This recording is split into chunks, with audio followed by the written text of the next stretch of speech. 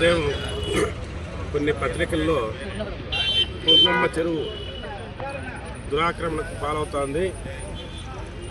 అక్కడ చెరువు పూర్తి చేసి కొంతమంది వ్యక్తులు ఇల్లు కట్టుకోవడం జరుగుతూ ఉందని చెప్పి పేపర్లో రాయడం జరిగింది.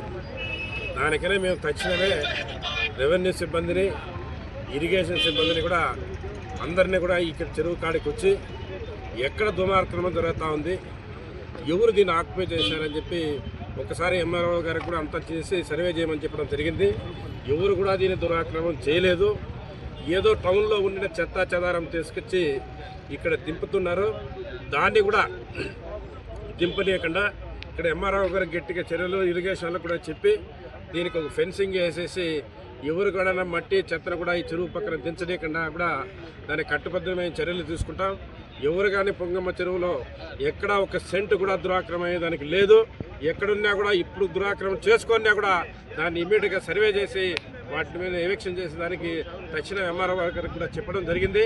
ఎట్టి పరిస్థితుల్లో కూడా చెరువు చదువు ఆధీనంలో ఉన్న ఏ దాన్ని కూడా ప్రజలకు సంబంధించిన ఒక్క సెంటు కూడా దురాక్రమణ చేసేదానికి వీలు లేదని కూడా తెలియజేస్తూ, అదేవిధంగా గత 10 సంవత్సరాల నుంచి ఈ పుంగనూరు పట్టణంలో కోరిక పొంగమ్మ చెరువు నీళ్లు నింపడం.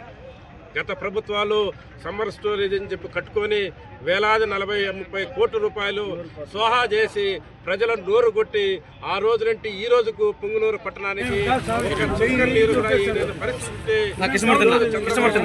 ఆ రోజు పుంగనూరు టౌన్ లో వచ్చి ఈ పుంగమ్మ చెరువు కంటిన్యూకాలం నీళ్లు తీరుతారని చెప్పి చెప్పిన ఒక సంవత్సరంలోనే ఈ పుంగమ్మ చెరువు నీళ్లు పులకరంగా ఉంటే ప్రజలు ఆనందంగా ఇక్కడ రైతులందరూ కూడా పంటలు చేసుకున్నట్టు ఎంతో సంతోషంగా ఉంది.